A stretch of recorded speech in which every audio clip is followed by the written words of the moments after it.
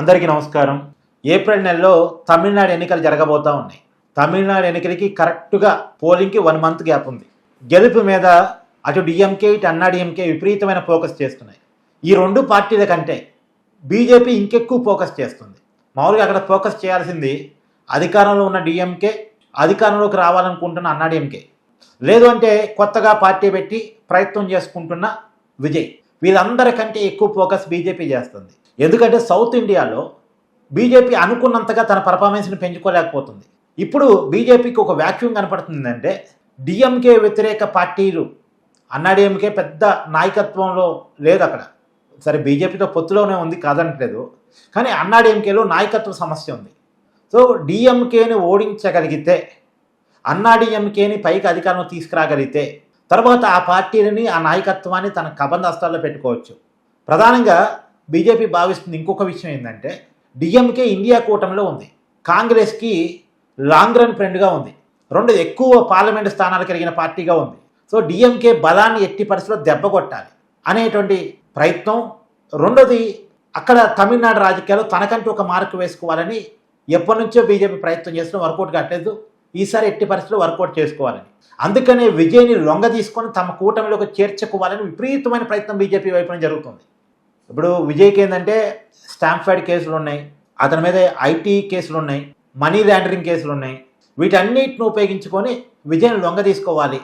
ఒకవైపు ఏమో కేసులు చూపించి భయపెడుతున్నారు, ఇంకోవైపు ఏమో ఆఫర్లు ప్రకటిస్తున్నారు. నువ్వు కనుక మాతో కలిసి పొత్తులోకి వస్తే నీకు 80 సీట్లు ఇస్తాం, డిప్యూటీ ముఖ్యమంత్రి పోస్ట్ ఇస్తాం అధికారంలోకి వస్తే అనేది బీజేపీ చేస్తూ ఉంది. ఎందుకు ఇలా చేయడానికి ఉన్న కారణాలు ఏంటంటే, విజయ్ ఇన్ఫ్యాక్ట్ చాలా కీలకంగా ఉండబోతుంది. విజయమే అధికారంలోకి రాడు, కానీ కీలకంగా ఒక 20-30 సీట్లలో తన ప్రభావాన్ని చూపించగలిగిన పరిస్థితిలో ఉన్నాడు.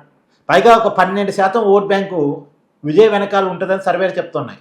12% ఓట్ బ్యాంకు, ఒక 30 సీట్లు విజయ్ గెలవటానికి అవకాశం ఉంది. విజయ్ బలం అది. కాబట్టి విజయ్ని కలుపుకోవడం అనేటువంటిది ఖచ్చితంగా అవసరం. 30 సీట్లు గెలవగలడు, ఇంకొక ఖచ్చితంగా 100 సీట్లలో ప్రభావం చూపించగలడు, గెలుపోవటంని ప్రభావితం చేయగలడు. మరి గెలుపోవటంలో ప్రభావితం చేసినప్పుడు విజయ్ ఇన్ఫాక్ట్ ఎవరి మీద ఉంటుంది? విజయ్ చేయగలిగింది ఏంటి? ప్రభుత్వ వ్యతిరేక ఓటును చీలుస్తాడు, డిఎంకే వ్యతిరేక ఓటును చీలుస్తాడు. డిఎంకే వ్యతిరేక ఓటును చీల్చినప్పుడు అది అన్నాడీఎంకే బీజేపీ కూటమిగా మైనస్ అవుతుంది. అందుకని విజయ్ని ఎట్టి పరిస్థితుల్లో తమ వెనకాల ర్యాలీ చేసుకోవాలని తీవ్రమైన ప్రయత్నం చేస్తుంది. కానీ విజయ్ ఏమో లొంగట్లేదు. లొంగితే తనకి పొలిటికల్గా లైఫ్ ఉండదు అనేటువంటిది అతని బాధ. 234 సీట్లు ఉన్నటువంటి తమిళనాడు అసెంబ్లీలో ఇప్పటికైతే, నేను నిన్న కూడా నా అనాలిసిస్ చెప్పే ప్రయత్నం చేశాను, ఇప్పటికైతే నా అంచనా ప్రకారం డిఎంకే కూటమికి అనుకూలతుంది, వాళ్ళకే విజయ అవకాశాలు ఉన్నాయి. ఎందుకంటే 2-3 ఫ్యాక్టర్స్ అండి. అన్నాడీఎంకే బీజేపీ కూటమికి నాయకుడు ఎవరు? పళనిస్వామి. పళనిస్వామి డిఎంకే కూటమి నాయకుడు, ముఖ్యమంత్రి స్టాలిన్ని ఢీకొనేంత స్థాయి కాదు, ఆ పర్సనాలిటీ లేదు. జయలలిత ఉంటే వేరు, కానీ జయలలిత లేదు. స్టాలిన్ని ఢీకొట్టగలిగే కెపాసిటీ ఉన్న లీడర్గా పళనిస్వామి కనపడట్లేదు.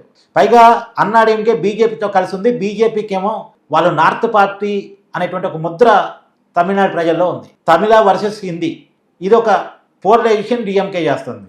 బీజేపీ ఏమో హిందుత్వ పోలరైజేషన్ చేస్తే, డిఎంకేనేమో తమిళ వర్సెస్ హిందీ పోలరైజేషన్ చేస్తుంది. తమిళ వర్సెస్ హిందీ పోలరైజేషన్ ఎక్కువ అవుతుంది తమిళనాడు లోకల్ ఫీలింగ్ ఎక్కువ, భాష మీద, అక్కడ లోకల్ కల్చర్ మీద, ద్రవిడ సంస్కృతి మీద అక్కడ ప్రజలకి ఏమన్నా ప్రేమ ఎక్కువ. అందుకే అక్కడ ద్రవిడ పార్టీలే గెలుస్తుంటాయి. కాబట్టి అదొక మైనస్ అన్నాడీఎంకే కూటమికి, బీజేపీ ఉండటం అనేటువంటిది ఆ కూటమిలో. ఇంకోవైపు విజయ్ ఓటు చీలుస్తున్నాడు. సో ఇలా రకరకాల ఫ్యాక్టర్స్ పనిచేస్తూ అంతిమంగా స్టాలిన్ మళ్ళా ముఖ్యమంత్రి అయ్యేటువంటి అవకాశాలు చాలా క్లియర్గా కనపడేటువంటి అవకాశాలు కనపడుతున్నాయి. అందులో డిఎంకేతో కలిసి ఉన్న కాంగ్రెస్ అక్కడ కొద్దిగా బలంగానే ఉంది. కమ్యూనిస్టులు ఓకే అంటే కొంత ఇన్ఫాక్ట్ చూపించగలిగేటువంటి నిజవర్గాలు ఉన్నాయి వాళ్ళకి అక్కడ. సో మొత్తంగా డిఎంకే కూటమేమో స్ట్రాంగ్గా ఉంది. అన్నాడీఎంకే కూటమేమో నేను చెప్పాను కదా, అన్నాడీఎంకే నాయకుడు లేడు. బీజేపీ మీద కొన్ని రకరకాల ముద్రలు ఉన్నాయి, నార్త్ ఇండియా పార్టీ అది ఇది అనేటువంటి ముద్రలు ఉన్నాయి, హిందీ అనేటువంటిది. తర్వాత వాళ్ళతో కలిసిన దినకర్ మీద అసలు మంచి ఒపీనియన్ పెద్దగా ఏం లేదు. స్టేట్ వైడ్ ప్రభావితం చూపించగలిగే లీడర్ కూడా కాదు దినకర్ అని, ఏదో జయలలిత వాళ్ళ బంధువు. సో ఇలా రకరకాల ఫ్యాక్టర్స్ ఇవన్నీ కూడా. శశికళ ఒక పార్టీ పెడుతుంది, తర్వాత వీళ్ళంతా అన్నాడీఎంకే ఓట్లను చీల్చే వాళ్ళే. సో ఇవన్నీ అన్నాడీఎంకే కూటమికి వచ్చే మైనస్లే. సో అంతిమంగా ప్రత్యర్థి లేకపోవడం ఫలితంగా డిఎంకే మళ్ళీ గెలిచే అవకాశం కనపడుతూ ఉంది.